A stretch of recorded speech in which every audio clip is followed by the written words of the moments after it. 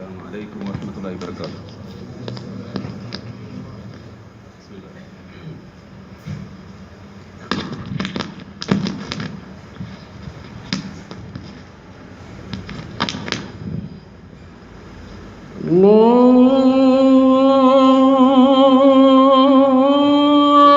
الله أكبر الله أكبر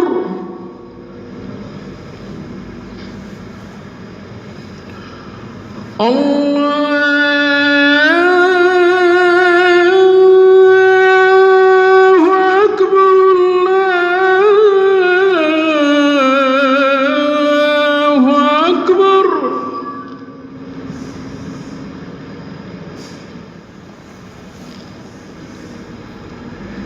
أشهد أن لا إله إلا الله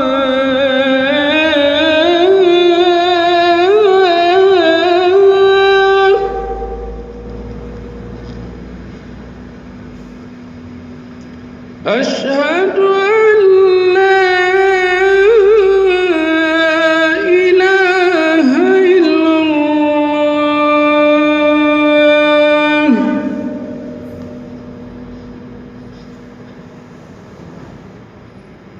أشهد أن محمدًا رسول الله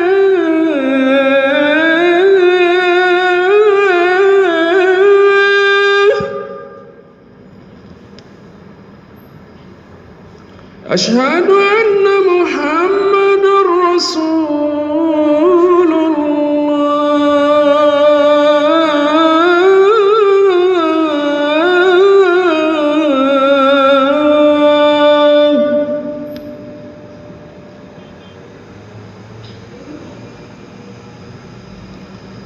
هيا على الصلاة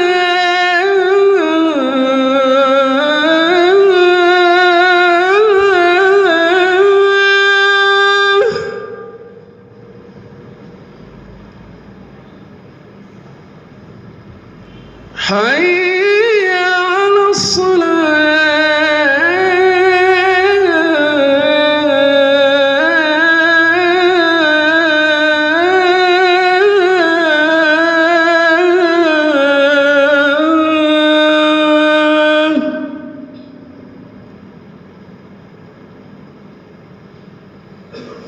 حي على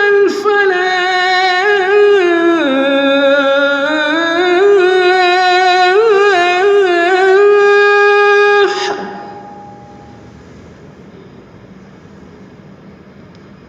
حي على الفلاح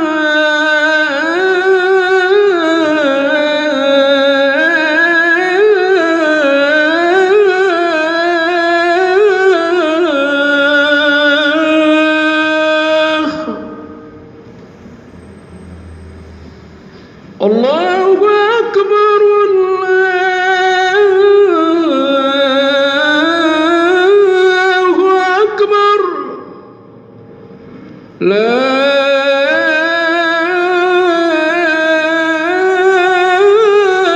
إله إلا الله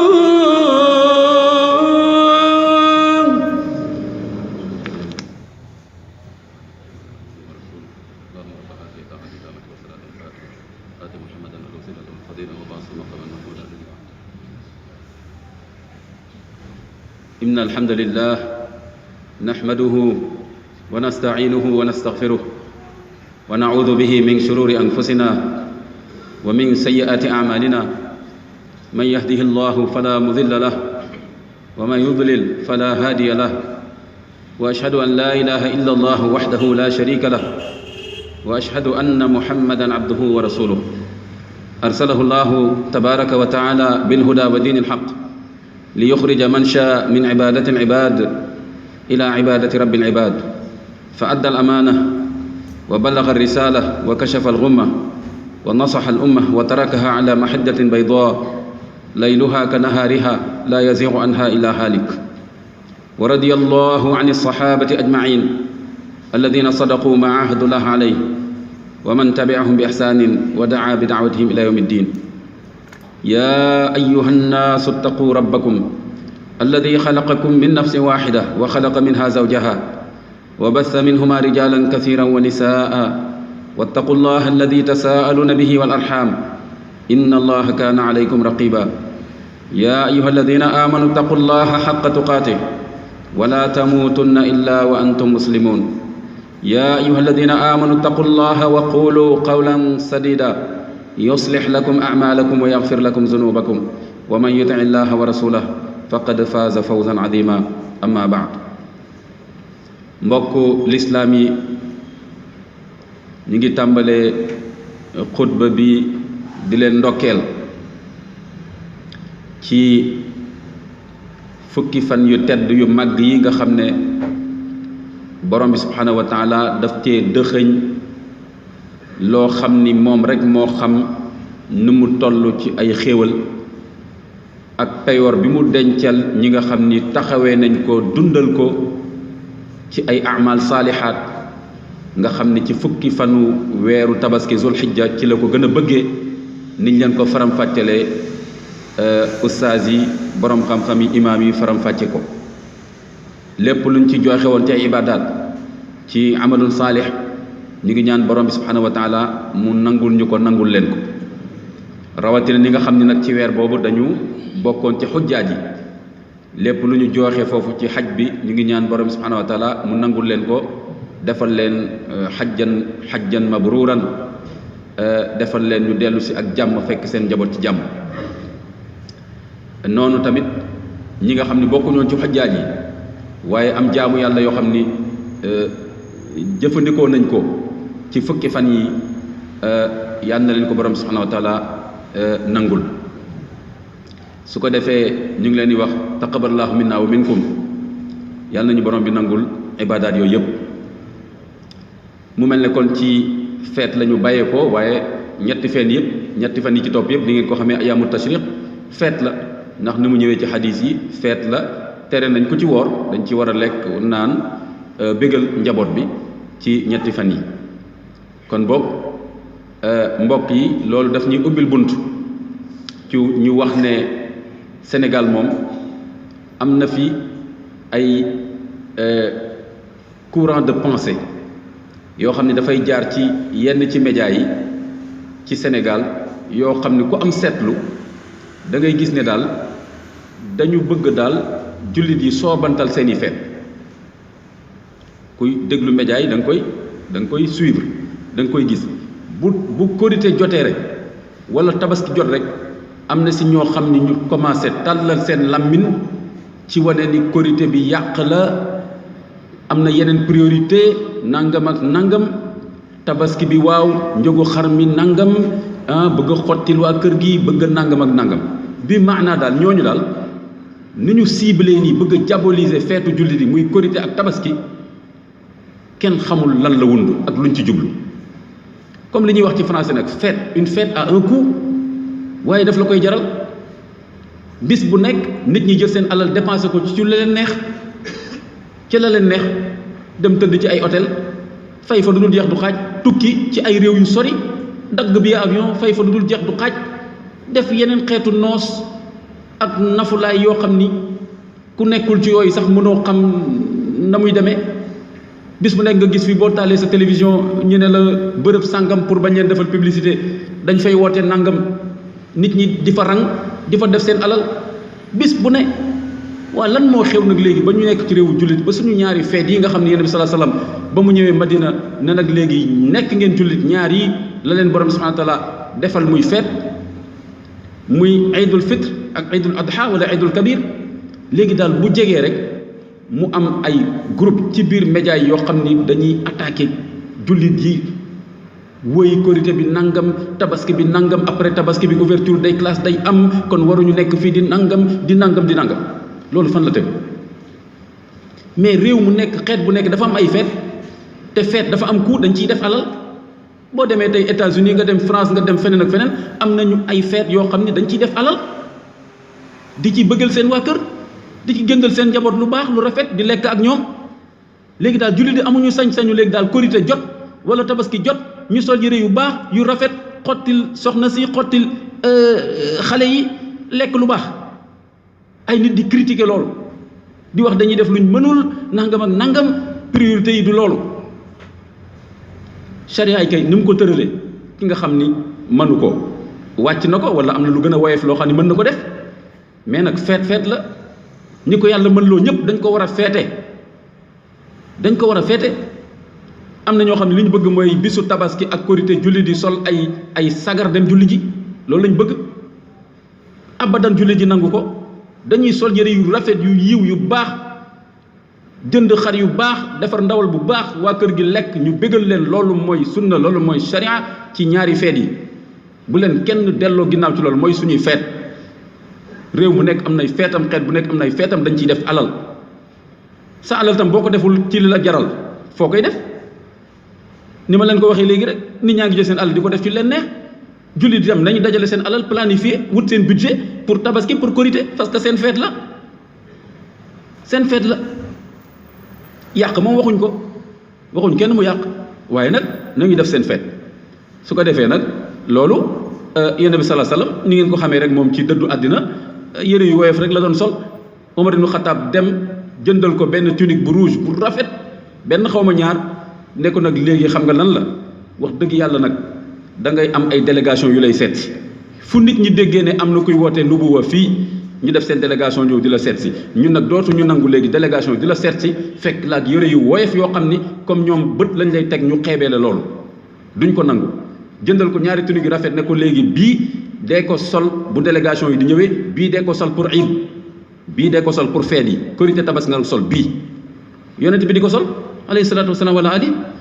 kon kay loolu tradition la te loolu Omar jënd c'est un coup alal la jël def ko ci kon nag bëgg daal julli di seen feet ñu triste dégg nga du ñu am xar yu baax yu ñu jëndal sol ay sagar nekk ci mbedd yi di dox xanaa am na ñoo xam ne loolu lañ bëgg kenn mësul gis lu mel ni kon nag mbokk yi bu feet jotee nañ ko waajal dégg nga waxuñu nag nga def dara lu xaram pour feet waxuñu tamit nga yàq wante feetal ko bokk na ci min sha'airillah bokk na ci màggal dégg nga li sharia wax nañ ko màggal mooy ñaari feet yooyu kon bu leen kenn delloo ginnaaw ci loolu suñu feet la dégg nga dañ koy feetu su ko defee mu mel ne kon mbokk l'islam yi boo gisee tamit fukki fan yii dafa réeroon yeneen xeet yi borom bi subhanahu wa taala baaxee ko Muhammad alayhi salaatu wasalaam wala ali moo tax même boo demee ci téere yi da ngay fekk yenn borom xam-xam yenn firikat alquran yi dañ naan la fukki fan yi sax bokk na ci ndollent bi nga xam ni moom la borom subhanahu wa taala dolli woon Moussa ba mu ko recevoir ci Mont Sinaï fanweeri fan la ko njëkkoon a recevoir après mu dolli ko fukki fan am na firikat alquran yi wax ni fukki fan yooyu mooy fukki fanu zul hijja kon am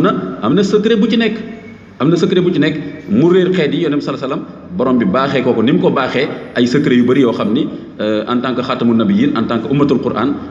daf ñu ko baaxee su ko defee nag kon loolu moo tax nga gis ba ci bisu iid bi xoolal sunna Muhammad alayhi salaatu wasalaam nga xam ni dafa nekk leneen lu dul di feddali cosaanu sunna bi mooy lan mooy loj bi nga xam ne Ibrahima pare woon na ko pour loj doomam ci ndigalu borom subhanahu wa taala ba yàlla wéccee ko wa fadaynaahu bi dibhin azim yàlla wéccee ko benn gàtt dégg nga loolu même yahud yi nga xam ne ñooy gën a askanoo ci Ibrahima mooy seen maam waaye deret lañ ci gën a jublu waaye jubluwuñ ci milla bi ak pas-pasam ak nangul yàlla jubluwuñ ci loolu liñ ci gën a jublu mooy deret sunu askan la sunu ethnie la ñoom fàtte nañu wala sànni nañu sunna boobu te pourtant xam nañ ko sànni nañ ko borom subhanahu wa ta'ala moo ko jagleel ummatu Muhammad alayhi salaatu wasalaam wala ali julli di rek ñooy feddali sunna boobu nga xam ni yahud yi xam nañ ko nasaraan yi xam nañ waaye duñ ko jëfe lu dul fekk ki leen fi teewal ci réew mi fii xam ngeen ki ma bëgg a wax bu tabaski jotee mu daal di def stratégie am daal di jël ay xar ne da koy jox ñoo xam ne ay néew ji doole lañ ci jullit yi ala kulli xaal ku dégg principe bi da nga naan lu baax la solidarité la foofu la ñuy naxee jullit yi bare bare ala kulli xaal jullit yi bu ñu organisé woon tey amul benn jullit ci kaw suuf waxuma la Sénégal amul benn jullit ci kaw suuf bu fekkoon tey jullit yi organisé wu nañ buy ñàkk xaru tabaski warul am ñaata milliards la pays arabes yi yore ñaata milliards ñoo nekk ci compte yahudi ak nasaraan yi te ñu ngi leen ci la jël fi mu nekk nii fu leen tubaab yi bëggee ngàdd rek daal ne nangu naa sa xaalis tëj naa sa compte mais du ñu yeewu jàng ci loolu dara mettre en place un système alternatif autonome de leur système financier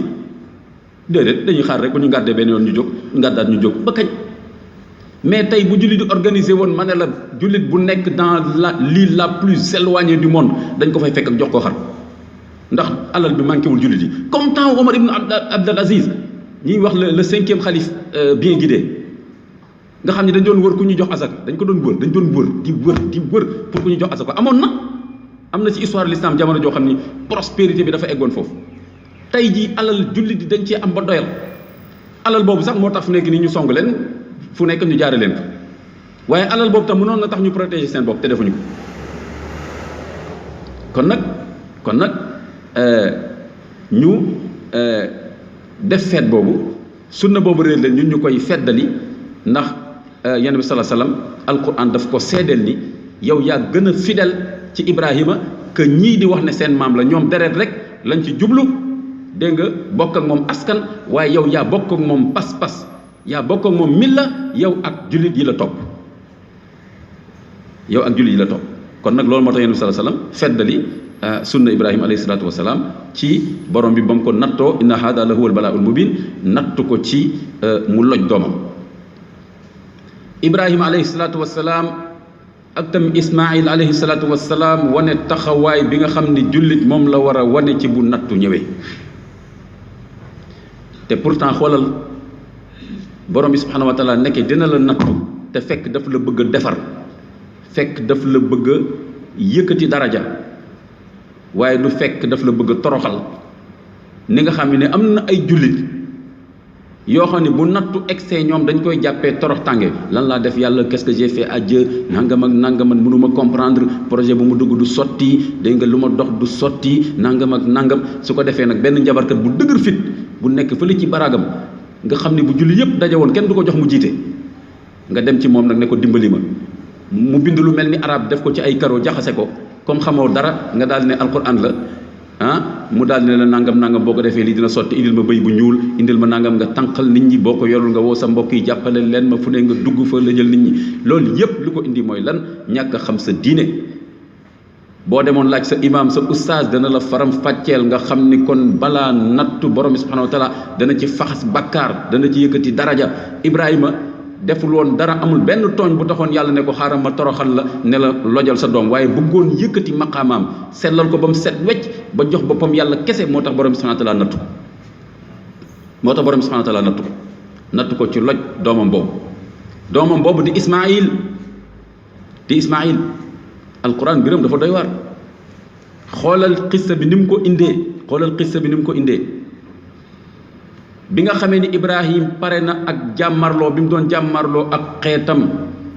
boole ci même baayam bi nga xam ne moo jiite woon lépp lu jëm ci shirk ak yat statue yeeg yooyu ñu jàppee yàlla ak buur ba ci boppam nga xam ne nee na ko ana uhyi wa umit Ibrahim ne ko ah bon kon léegi changer le mouvement astri suuf si ni muy tourné ak weer bi naaj bi ni muy tourné ak yooyu tourné ko fa buhita alladi kafar Ibrahima noppiloo ko ci xel ba mu paree ci loolu xeet bi xam ne léegi ñu ne ko Ibrahima ñun sa dëgg la ñu bëggul a dégg nekkatuñ ci question débat ak argument sa dëgg bii lañ bëggul dégg léegi nag da ngay noppi wala ñu génne la réew mi wala sax léegi comme toll na foofu sax nañ defar benn fosse ñu gas ba mu xóot def ci safar ba mu tàng moo tax alquran dafa alquhu fil jahim bi alquran utilisé c'est pas par hasard nañu def attention ci terme alquran yi c'est des termes précis sànni leen ko ci jahim waxuñu rek sànni leen ko ci benn kamb jahim mooy kon lu tàng jër un feu ardent attention boo demee ci traduction française ñu naan jeter-le au bûcher erreur la bûcher da ngay taxaw nii rek ñu jël ay matt wëral la ko daal lay lakk noonu am nañ ay diine yu ko doon jëfandikoo mais boo gisee alquran ni mu waxee sànni leen ko ci jahim di nga xam ne du bûcher da ngay gas ba mu xóot sànni nit ki ci biir mu jëfandikoo xasbiyallahu wa ni'mal wakil loolu nañ koy jëfandikoo ñun tamit saa soo xamee ni jàq nga tiit nga ñu nar laa jaay doole wala yu ni mel bëgg a yóbbu sa fit jëfandikool xasbiyallahu wa ni'mal wakil waaye bu nekk foofu ne fan laa jëm tey aw ma pexe fan laay rëccee mën nga rëcc ndax ku yàlla bëgg a rëccal nga rëcc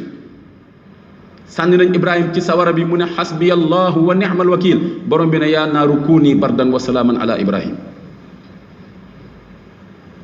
su fekkoon dafa jékki-jékki rek am ngelaw bu ñëw fay sawara bi kon scientifique yi ak xeet ba fa nekk xam nga lu ñuy wax dañ naan waaw benn ngelaw la c'est-à-dire c'est un aléa climatique moo fay safara bi duñu gis la part de Dieu duñu gis ne yàlla moo intervenir dañ naan c'est un facteur naturel benn ngelaw moo ko fay su fekkoon tamit ndox moo jóge fële te loolu yëpp yàlla mën na yónni malaaka mu def ko ndox jóge fële ñëw fay sawara bi kon tam dañ naan waaw benn kii la rek benn crue accidentel moo jëlee ndox mi fële ci benn fleuve indi ko mu fay ko duñ ci gis yàlla moo tax yàlla dafa intervenir directement ci safara bi en tant que tel moom la wax fayal sans benn facteur externe mën ko expliquer foofu la miracle bi nekk safara bi ci boppam la interpellé directement yaa naaru kuuni bardan wa salaaman ala Ibrahim ba pare interpellé ko directement par rapport à l'identité d'une personne précise kii Ibrahima bii laa wax nga xàmmee ko bu baax bu ko lor dal na nga fay te nag fay boo xam ne day ànd ak jàmm waxuma la nga jógee ci tàngaay nekk glace parce que kon lañ doon daw ci tàngaay ba loolu lor ko ci glace parce que bu fekkee mucc na ci tàngaay lool mu dem ci seddaay lool day faatu moo tax firikat yi alquran daal di ne bardan bu waxoon rek bardan te dollu ci salaaman kon glace mooy rey Ibrahima alayhi salaatu wasalaam bolom bi boole ñaar yooyu kuuni bardan wa salaaman ala Ibrahim aqulu qawli haza astaghfirullah li wa lakum wa li saa'iril mu'minin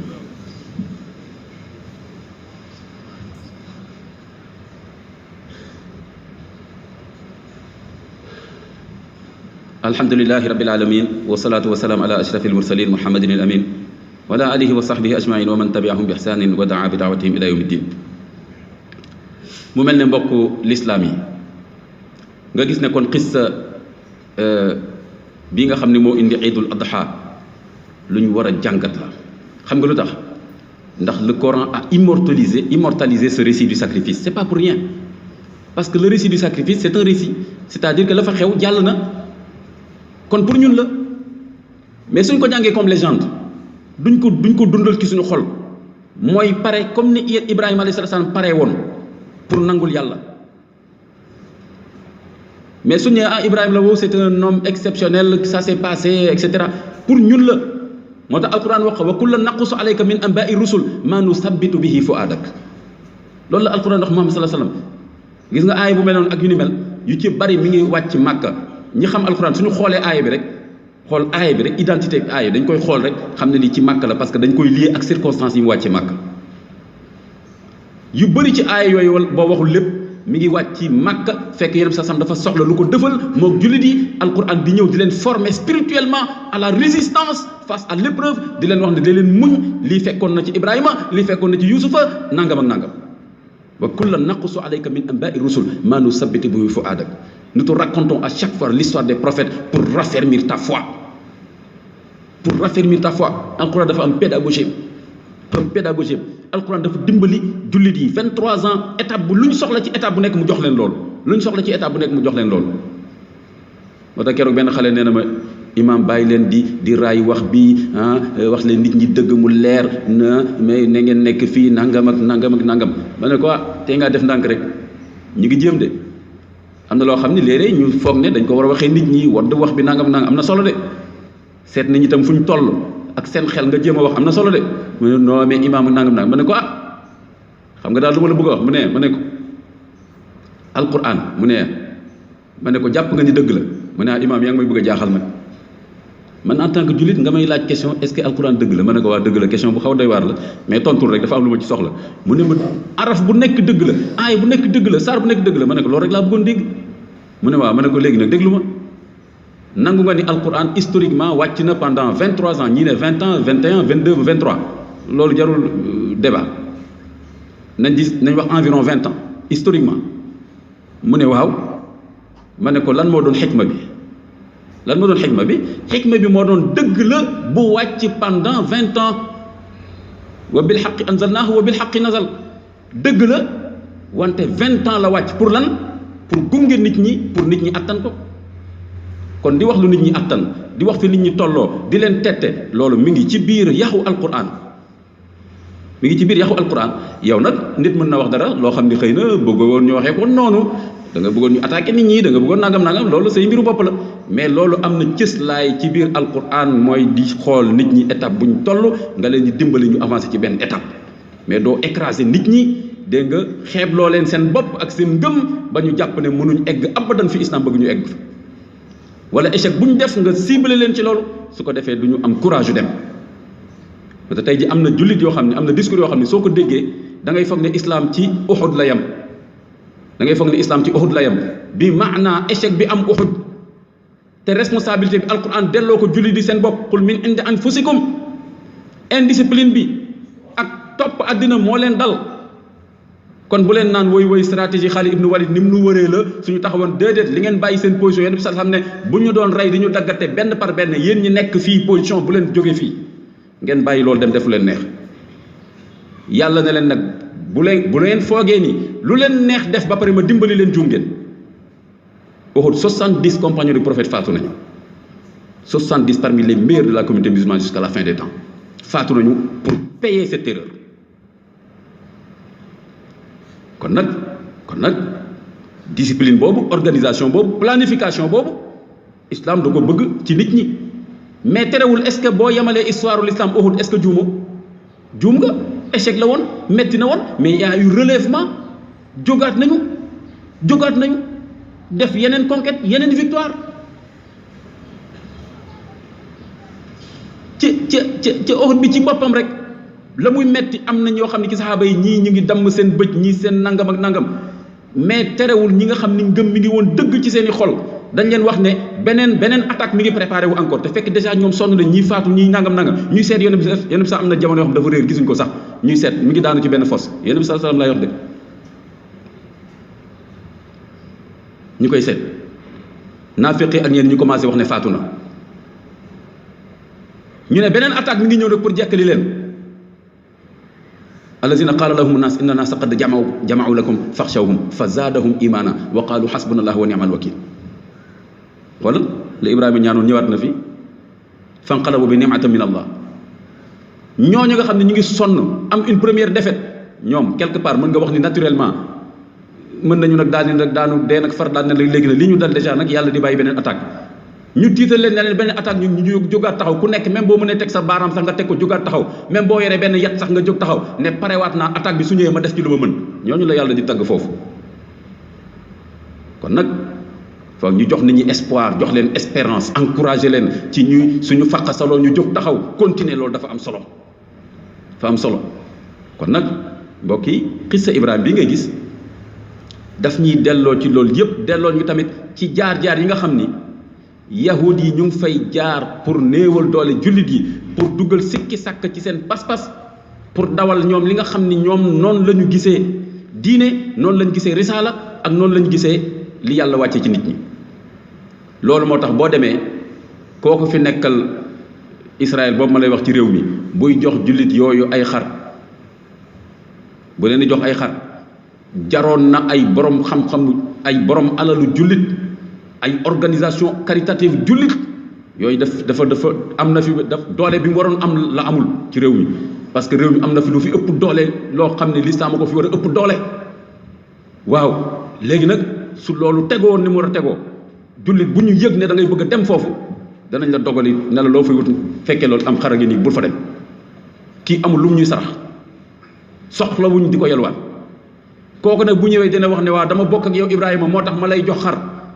lëmas na ci dara. lu mu wax dafa ne xar bii ma lay jox maa ngi la koy gis sama turu maam Ibrahima bi nga xam ni sunnaam ngeen di feddali, mais moom dafa ko de. ba pare léegi nag mooy ba muy bëgg a loj doomam ju baax ji mu bëggoon lool te muy Ishaq, moom ngeen di feete. est-ce que jullit Ishaq la ñuy fekk? déedéet, jullit Ismaïl la ñuy feete. moom xam na lu tax mu dugal Isaac, et comme jullit yi amuñu culture te bëgguñu cultiver wu, lu la neex nga wax leen dem sa yoon, lu la neex nga wax leen dem sa yoon. foofu la jullit yi waroon jógee taxaw ne ko ñun feetewuñu Isaac, xale bi ñu doon bëgg a loj Ismaïl la.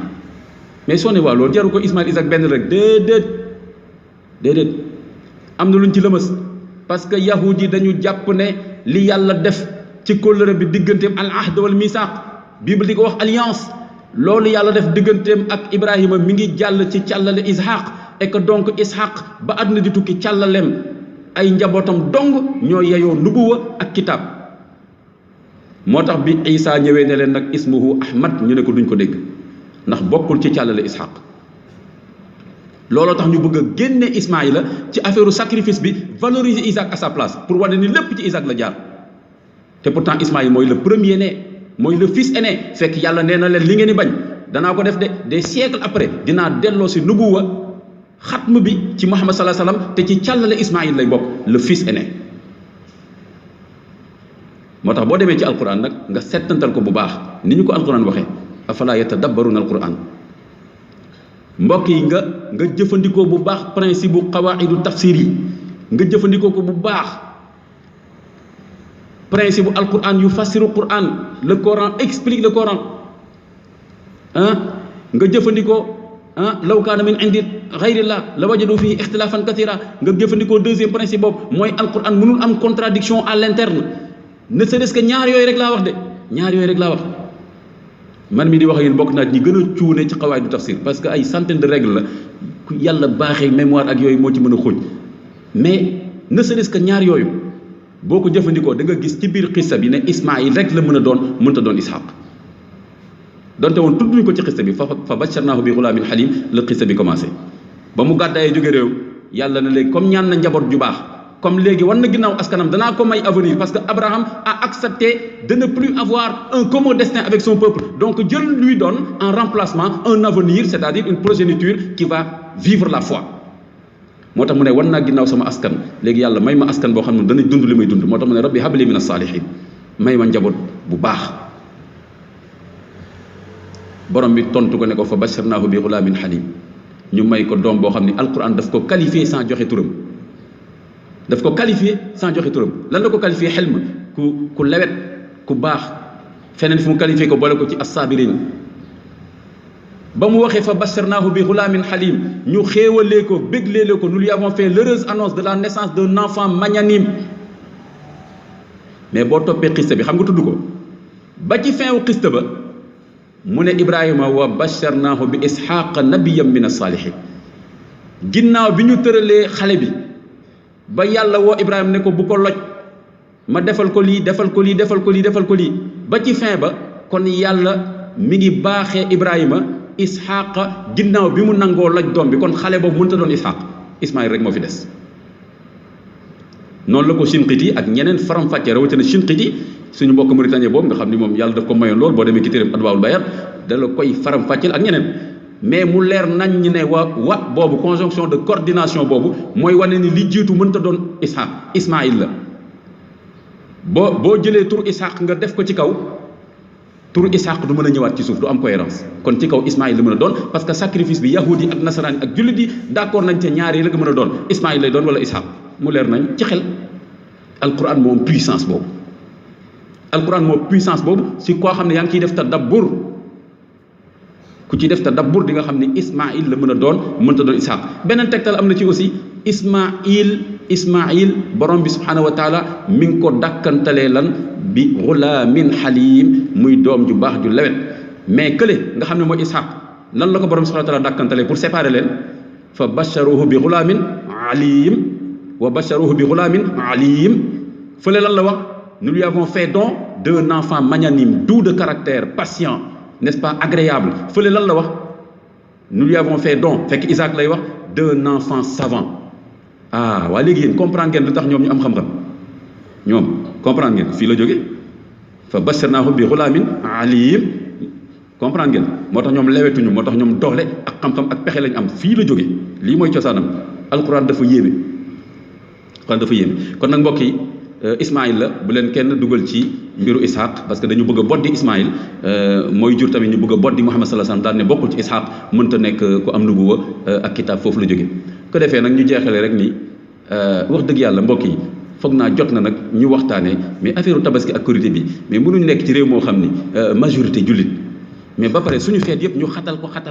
ba doo mën a noyyi sax yoo xam ni ñi mu concerné ci réew mi lañ bokk ay citoyens lañ amul benn problème mais quand même ñu yaatal leen yenn yi neewuma que ni complot la wala dara du ma gaaw a dugg ci yu mel noonu mais nag nañ ko teg ci yoon rek lu équitable une répartition équitable des fêtes c'est tout répartition équitable des fêtes mooy lan mooy am na lu ñu tuddee Noël tuddee ko Pâques tuddee ko leneen loo xam ne dañ ne ay fukki fan ak juróom jullit yi am seen fête communautaire de famille xoolal Dakar fan yi ñëpp dem seen kër nga ne leen benn fête ngeen am ñuy kër ci mais nañ joxe 2 jours avant plus le jour de la fête 2 jours après muy 5 jours mu normal nit ñi mën a préparer seen ñaari fan dem fi ñuy dem ci région yi dellu si waat dem liggéey tranquille mu jeex tàkk te lépp tegu ci yoon nañ ko waxtaane allahumma habib ilayna al iman wa zayyinhu fi qulubina wa karih ilayna al kufra wal fusuqa wal asyan waj'alna min ar-rashidin allahumma ahdina fi man hadayt wa aafina fi man aafayt wa tawallana fi man tawallayt wa barik lana fi ma a'tayt wa qina sharra ma qadayt fa innaka taqdi wa la yuqda alayk innahu la yadhillu man walayt wa la yu'izzu man adayt tabarakta rabbana wa ta'alayt subhanaka allahumma wa bihamdik nashhadu an la ilaha illa anta nastaghfiruka wa natubu ilayk subhana rabbika rabbil izzati amma yasifun wa salamun ala al mursalin walhamdulillahi rabbil alamin amin